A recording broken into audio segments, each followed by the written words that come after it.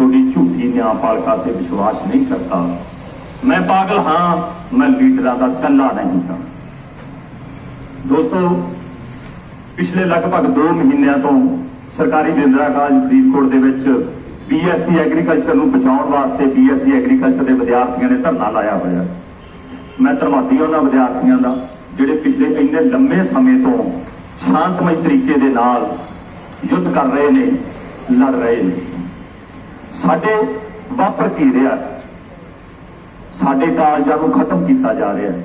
अज एक कोर्स खत्म हो रहा है ते साडे बाकी सारे दे सारे लोग सराहने बांह दे के सुते हुए ने कि असीं बच जाएंगे। असीं सिर्फ ये उड़ीक रहे हैं कि अग किसी के घरे लगी है, हजे साडे घर तक नहीं पहुंची।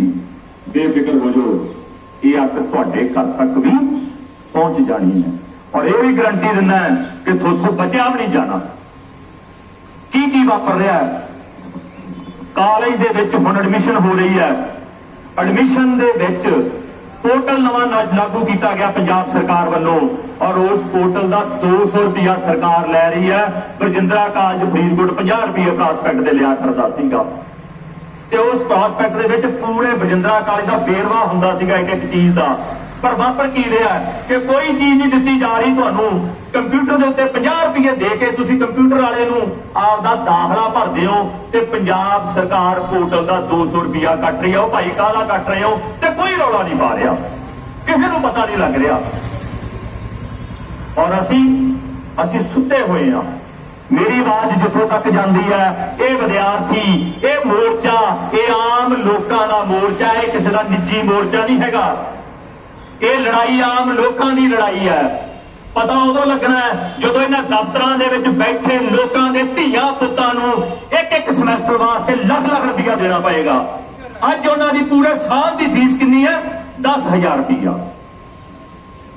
और मैं जिथे तक मेरी बात जाती है, जेडे इस दफ्तर के मुलाजम सुनते हैं, हक यह बनता कि वह अपने दफ्तर चो बाहर आके इतने बैठन।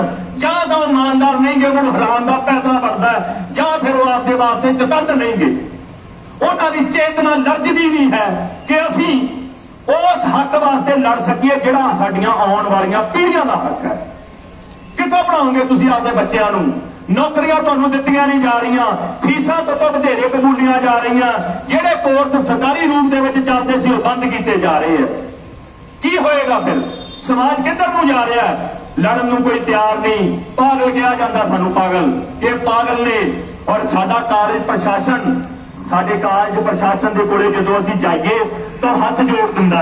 अच्छा तुसीं आ गए, उन्हां नूं ऐ लगदा कि असीं बहुत वड्डे पागल खड़े, इन्हां दे सिर च टीना मार दिया कि कालेज प्रशासन का चम बचा रहा है, आपकी रिटायरमेंट उड़ीक रहा जी 31 तरीक को होनी है। उन्होंने कोई फर्ज नहीं पाता कि वह समाज के हिस्सा पाउण ते इत्थों जाके चंडीगढ़ DPI दफ्तर के बाहर सारा कालेज बह जाए कि असीं BSc एग्रीकल्चर इत्थों नहीं जान देंगे। पर कोई लड़न को तैयार नहीं है। लड़ना साडा अधिकार है और ये जिवें साडे बाकी अधिकार ने, उन्हां अधिकारां नूं बचाउण वास्ते साडा सब तो वड्डा अधिकार साडे हक्कां वास्ते साडी लड़ाई आ। साडे नालों तां साडे बजुर्ग चंगे ने जिहड़े दिल्ली दीआं बरूहां ते पिछले लगभग किन्ने समय तो बैठे हुए ने। असीं किधर नूं जा रहे हैं? समाज किधर नूं जा रहा है? और जो बच्चों और मैं महान नलैक विद्यार्थी उन्होंने बनता है कि जेडे इस धरने के शामिल नहीं हुए तो BSc एग्रीकल्चर कर रहे हैं, तो मैं महान नलैक उन्होंने अध्यापकों मनता है जेडे बरजिंदरा कालेज तनख्वाह लैके इस धरने के शामिल नहीं हुए। और मैं महान नलैक उतों की प्रिंसीपल को मनता है जिन्हें अज तक नकारात्मक रवैया रखा है BSc एग्रीकल्चर के संबंध में। जे उन्होंने जाके कोई गल करते हैं प्रशासन नाल तो सानू कहता है कि तुसी जाके DPI नूं मिलो, तुसी जाके मंत्रियों नूं मिलो। की गल साडे प्योला बरजिंदरा कालेज जाके लिआंदे? ये बरजिंदरा कालेज साडा सर्व साझा कालेज है।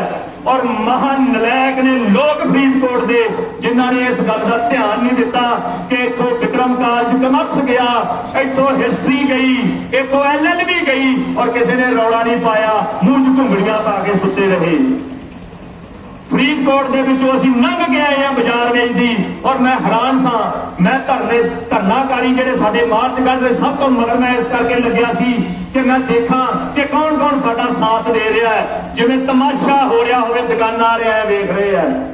की गल बई, तुहाडे जवाकां ने इत्थे नहीं पढ़ना, तुसीं रिलायंस वाले दे मुंडे हो, तुसीं अडानी दे मुंडे हो कि अंबानी दे मुंडे हो। और साडे वो लोग ਜਿਹੜੇ ਆਪਣੀਆਂ ਦੁਕਾਨਾਂ ਦੇ ਬੈਠੇ ਆ, ਜਿਹੜੇ ਆਪਦੇ ਦਫ਼ਤਰਾਂ 'ਚ ਬੈਠੇ ਆ, ਔਰ ਜਿਨ੍ਹਾਂ ਨੂੰ ਇਹ ਲੱਗਦਾ ਕਿ ਸਾਡੇ ਮੁੰਡਿਆਂ ਨੇ ਤਾਂ ਕੈਨੇਡਾ ਜਾ ਵੜਨਾ ਹੈ, ਕੈਨੇਡਾ ਜਾ ਕੇ ਉਹਨਾਂ ਨੇ ਡੀਸੀ ਨਹੀਂ ਲੱਗਣਾ, ਕੈਨੇਡਾ ਜਾ ਕੇ ਉਹਨਾਂ ਨੇ ਲੇਬਰ ਕਰਨੀ ਹੈ। ਔਰ ਕਦੇ ਧਿਆਨ ਨਾਲ ਬਰਾ ਕੇ ਆਪਦੇ ਕੈਨੇਡਾ ਵਾਲੇ ਪੁੱਤ ਨੂੰ ਪੁੱਛਿਓ ਕਿ ਉੱਥੇ ਕੀ ਹਾਲ ਹੈ। ਉਹ ਖੂਨ ਦੇ ਅਥਰੂ ਰੋਂਦੇ ਆ, ਉਹ 12-12 ਘੰਟੇ ਦੀਆਂ ਸ਼ਿਫਟਾਂ ਲਾ ਕੇ ਨਜਾਇਜ਼ ਜਾਇਜ਼ ਕੰਮ ਕਰਕੇ ਆਪਦੇ ਖਰਚੇ ਪੂਰੇ ਕਰਦੇ ਨੇ। ਉਹ ਅਸੀਂ ਆਪਦੀ ਧਰਤੀ ਨੂੰ ਭੁੱਲ ਰਹੇ ਹਾਂ, ਅਸੀਂ ਆਪਦੀ ਧਰਤੀ ਨੂੰ ਛੱਡ ਰਹੇ ਹਾਂ। ਇਹ ਸਾਡੀ ਧਰਤੀ ਹੈ, ਇੱਥੇ ਰਹਿਣਾ ਸਾਡਾ ਹੱਕ ਹੈ। ਕੁਦਰਤ ਨੇ ਸਾਨੂੰ ਇੱਥੇ ਪੈਦਾ ਕੀਤਾ ਔਰ ਇੱਥੇ ਅਸੀਂ ਰਵਾਂਗੇ ਵੀ, ਆਪਦੇ ਹੱਕ ਵੀ ਮੰਗਾਂਗੇ, ਲੜਾਂਗੇ ਵੀ। ਪਰ ਅਸੀਂ ਕਿਉਂ ਨਹੀਂ ਲੜਨ ਨੂੰ ਤਿਆਰ? ਕਿਉਂ ਅਸੀਂ ਦੁਕਾਨਾਂ ਦੇ ਵਿੱਚ ਬਹਿ ਕੇ ਤਮਾਸ਼ੇ ਵੇਖ ਰਹੇ ਹਾਂ? ਕਿਉਂ ਅਸੀਂ ਦਫ਼ਤਰਾਂ ਦੇ ਵਿੱਚ ਬੈਠ ਕੇ ਤਮਾਸ਼ੇ ਦੇਖ ਰਹੇ ਹਾਂ? ਕਿਉਂ ਅਸੀਂ ਇਹ ਸੋਚ ਰਹੇ ਹਾਂ ਕਿ ਜੇ ਬੰਦ ਹੋ ਰਿਹਾ ਤਾਂ ਬਰਜਿੰਦਰਾ ਕਾਲਜ ਦਾ BSc ਵਿਭਾਗ ਬੰਦ ਹੋ ਗਿਆ, ਅਸੀਂ ਕੀ ਲੈਣਾ? ਇਹ ਸੋਚ ਹੋਣੀ ਨਹੀਂ ਚਾਹੀਦੀ।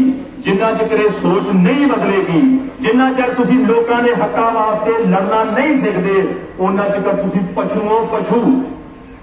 ਉਹ ਸਾਰੇ ਲੋਕ ਪਸ਼ੂ ਦੇ ਸਮਾਨ ਨੇ ਜਿਹੜੇ ਲੋਕ ਕਿਸੇ ਦੇ ਹੱਕਾਂ ਵਾਸਤੇ ਤੇ ਆਪਦੇ ਹੱਕਾਂ ਵਾਸਤੇ ਲੜਨਾ ਨਹੀਂ ਜਾਣਦੇ।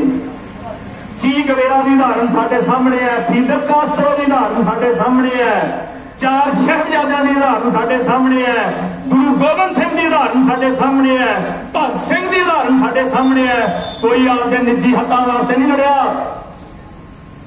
ਗੁਰੂ ਗੋਬਿੰਦ ਸਿੰਘ ਚਾਹੁੰਦਾ ਤਾਂ ਉਸ ਸਮੇਂ ਦੇ ਹਾਕਮ ਉਹਦੇ ਪੈਰਾਂ ਦੇ ਲਿਟ ਸਕਦੇ ਸੀ, ਪਰ ਨਹੀਂ, ਉਹਨੇ ਆਪਦੇ ਲੋਕਾਂ ਦੀ ਖਾਤਰ, ਉਹਨਾਂ ਲੋਕਾਂ ਦੇ ਹੱਕਾਂ ਦੀ ਖਾਤਰ ਆਪਦਾ ਪਿਓ ਵੀ ਵਾਰਤਾ, ਆਪਦੇ ਪੁੱਤ ਵੀ ਵਾਰਤੇ, ਆਪਦਾ ਪੂਰਾ ਸਰਬੰਸ ਸੁਧਾਰਤਾ।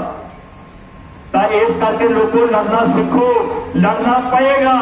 ਜੇ ਨਹੀਂ ਲੜੋਗੇ ਤਾਂ ਕੀੜਿਆਂ ਮਕੌੜਿਆਂ ਵਾਂਗ ਤੁਹਾਨੂੰ ਮਸਲ ਦਿੱਤਾ ਜਾਊਗਾ। ਕਦੇ ਸੋਚਿਆ ਕਰੋ ਕਿ ਕੀੜਿਆਂ ਦੇ ਭੌਣ ਦੇ ਉੱਤੋਂ ਦੀ ਜਦੋਂ ਤੁਸੀਂ ਲੰਘਦੇ ਹੋ ਤਾਂ ਤੁਸੀਂ ਇਹ ਨਹੀਂ ਦੇਖਦੇ ਕਿਹੜੇ ਕੀੜੇ ਨੂੰ ਮਿੱਧ ਕੇ ਤੁਸੀਂ ਲੰਘ ਰਹੇ ਹੋ। ਐਂ ਹੀ ਸਾਡੇ ਹਾਕਮਾਂ ਦੇ ਅਫਸਰਾਂ ਨੇ ਸਾਨੂੰ ਮਿੱਧ ਕੇ ਲੰਘ ਜਾਣਾ ਦੇਖਣਾ ਨਹੀਂ ਕਿ ਕੌਣ ਥੱਲੇ ਪੈਰਾਂ ਦੇ ਆ ਗਿਆ। ਤਾਂ ਇਸ ਕਰਕੇ ਜਾਗਦੀ ਜ਼ਮੀਰ ਵਾਲੇ ਬਣੋ, ਚਤੰਨ ਹੋ, ਆਪਣੀ ਚੇਤਨਾ ਨੂੰ ਲਜਾਓ, ਵੱਧ ਤੋਂ ਵੱਧ ਛੇੜੋ ਚੇਤਨਾ ਨੂੰ ਕਿ ਦੇਖੋ ਕੀ ਸੱਚ ਹੈ ਤੇ ਕੀ ਝੂਠ ਹੈ। ਸੱਚ ਬੋਲਣ ਤੋਂ ਡਰੋ ਨਾ। ਬਾਬਾ ਬੁੱਲੇ ਸ਼ਾਹ ਕਹਿੰਦਾ ਕਿ ਨਾ ਮੂੰਹ ਆਈ ਬਾਤ ਨਾ ਰਹਿੰਦੀ ਹੈ, ਮੂੰਹ ਆਈ ਬਾਤ ਨਾ ਰਹਿੰਦੀ ਹੈ। ਸੱਚ ਆਖਾਂ ਭਾਂਬੜ ਮਚਦੇ ਨੇ, ਝੂਠ ਆਖਾਂ ਦਾ ਕੁਝ ਬਚਦਾ ਹੈ ਜੀ, ਦੋਹਾਂ ਗੱਲਾਂ ਤੋਂ ਜੱਚਦਾ ਹੈ। ਜੱਚ ਕੇ ਜੀਭਾ ਕਹਿੰਦੀ ਹੈ, ਮੂੰਹ ਆਈ ਬਾਤ ਨਾ ਰਹਿੰਦੀ ਹੈ, ਮੂੰਹ ਆਈ ਬਾਤ ਰਹਿਣੀ ਨਹੀਂ।